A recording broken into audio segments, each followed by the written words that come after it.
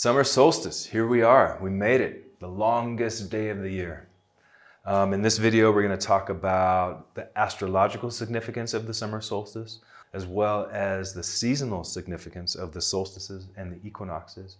And then in the end, I want to offer a few practical things that we might be able to do to align ourselves better within those cycles. All right, let's take a look.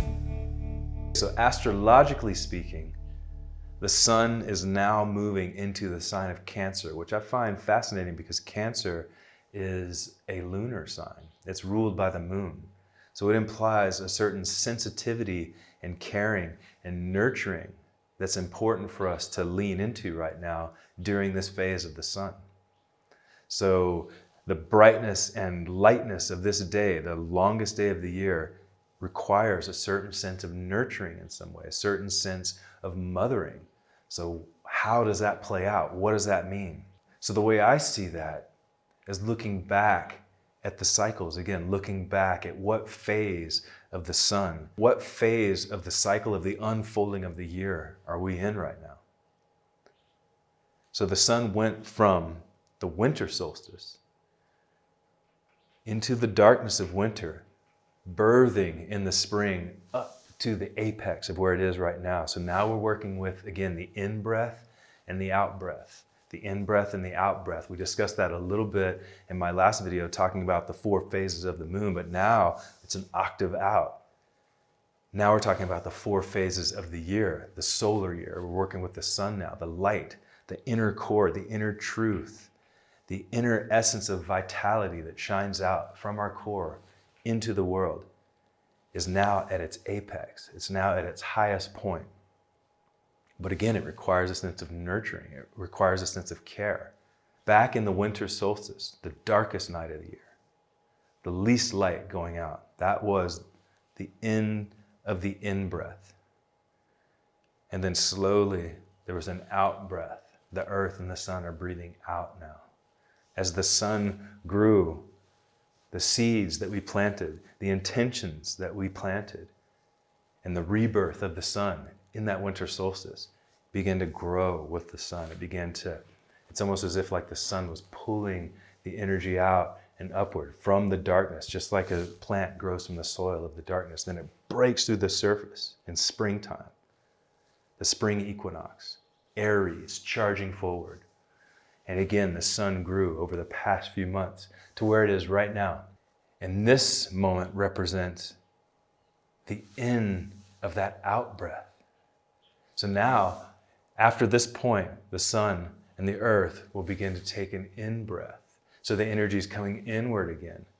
But it's up to us to keep that energy moving outward, to nurture now. Now we take that energy that we built up from the winter solstice through the spring equinox to here and now. We built that energy up. And now we use that energy to care and nurture and mother and protect. Cancer is the sign of protection. Our creations, our manifestations, what it is that we're working on. It's aligning ourselves with, again, the quadruplicity of the unfolding of existence. As I mentioned earlier, it's in the new moon, first quarter, full moon, second quarter, new moon, first quarter, so on and so forth. In-breath, out-breath. Now with the moon, it happens quicker. It happens with every lunar cycle. Within a month, we can see that breathing. Now it's over the year.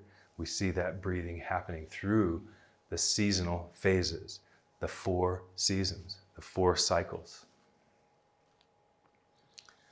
So what do we do to align ourselves with that? What do we do to align ourselves with the seasons? How do we harmonize? How do we care for what it is we need to care for right now? What if we were like, well, Kurt, I didn't actually set any intentions. This is where the whole concept of New Year's Day, the true New Year, astrologically and really astronomically speaking too, is the winter solstice. That's why people on New Year's Day, they're like, okay, I'm going to now, you set your intentions, I'm not going to eat meat anymore, or I'm not going to drink anymore, or I'm going to exercise and this and that. But yet oftentimes when we say that, it falls away and we get lost again into our work or into the world, into our devices, into the habits that we unconsciously have sort of manifested in our world. So that's why when we align with the phases of the sun and we align with the equinoxes and the solstices, we can check back in and be like, okay, where are we at? Where are we at with what we intended to do, with what we intended to manifest? So in a sense, we have to think ahead and think about what is coming up and then prepare ourselves ceremonially, which is what I'll get into in a minute as far as like coming up with practical ways to align ourselves. But we prepare ourselves and then we check in and we tune in and connect with the harmony of what's happening out there and align with that.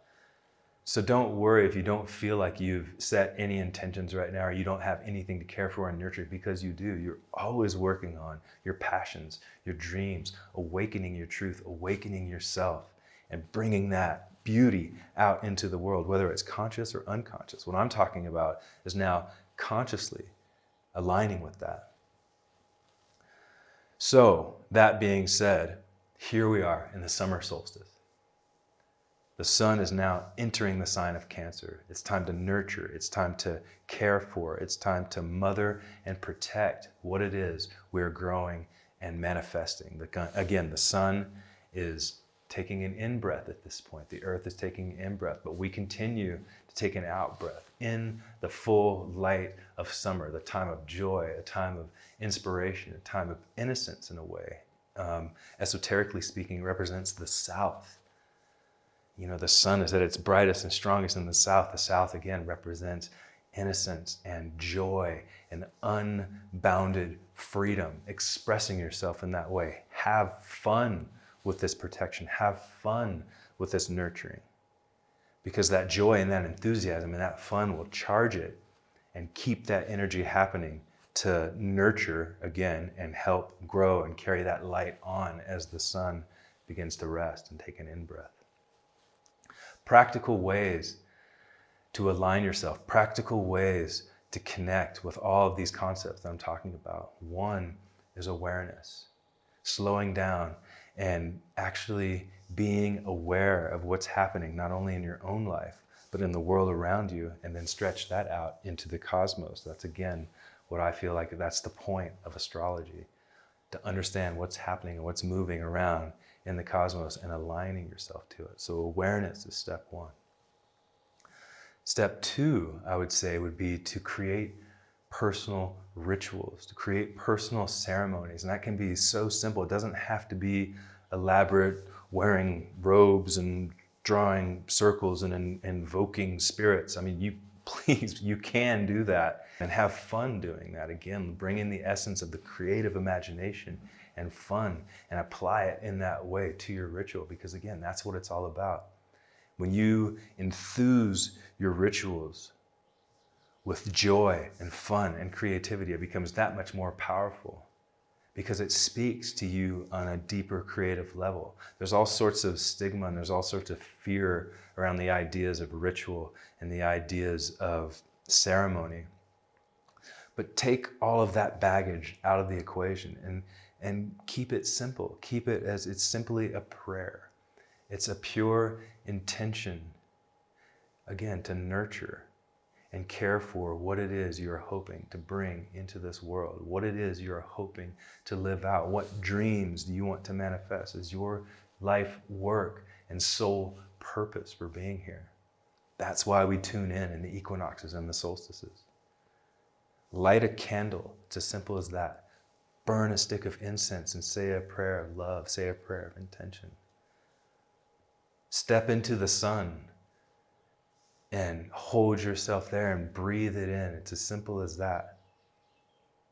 In a way, it's just more about centering and grounding and being present. Presence is another aspect of awareness and ceremony. It brings us in to presence, to truly be here and now, because we're so distracted, especially in this day and age with our shiny toys and devices that we are addicted to.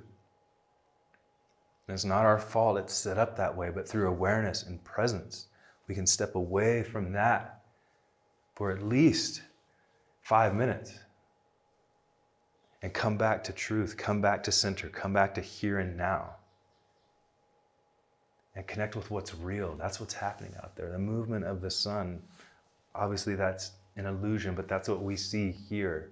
It's the movement of the earth that creates that. But then on a larger sense, the sun too is moving through the precession of the equinox. There's another cycle that's happening as an octave out there.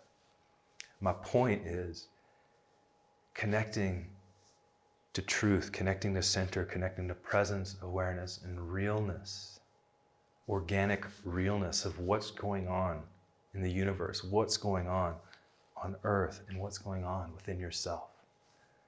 We can align that through awareness, prayer, ceremony, ritual, and understanding the mystical languages of things like astrology, and then connecting ourselves to that and looking into what's coming next and preparing in a way and being like, okay, now I'm nurturing. Now I'm caring for what it is I'm manifesting.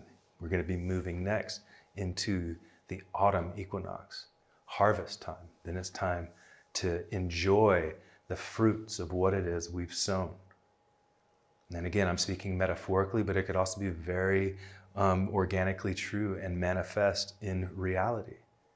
It's very subtle in the sense of how these energies play out. It could be an emotional harvesting, it could be a physical harvesting, mental, spiritual, again, the fourfold manifestation. It's in the cycles, the seasons, the phases of the moon, the 4 elements.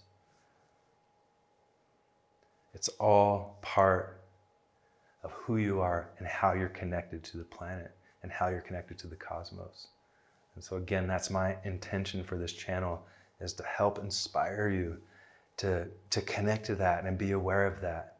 Find creative ways to ritualize your life, to be more in harmony with your truth, to bring out your beauty, because we need your beauty to shine into the world. It's getting dark out here. We need more light. Let this solstice represent that apex and that essence of high, abundant light that can shine down onto us, through us. We contain that within our containers of our souls and our bodies and our spirits and our minds. And we then shine that out and nurture who we are and what it is we're working on manifesting here.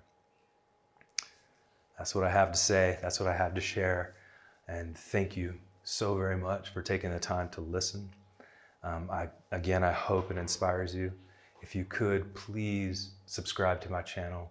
It really helps get the messages out there. It really helps with building what I'm working on, and I greatly appreciate that, and I greatly appreciate you. Please comment below. Let's keep the conversation going. I do my best to respond to the comments. Sometimes it gets overwhelming, or I have to do other adulting life things in my world and in my family. But I'm here for you, and I want to keep that conversation happening. So thank you so much. Enjoy your solstice.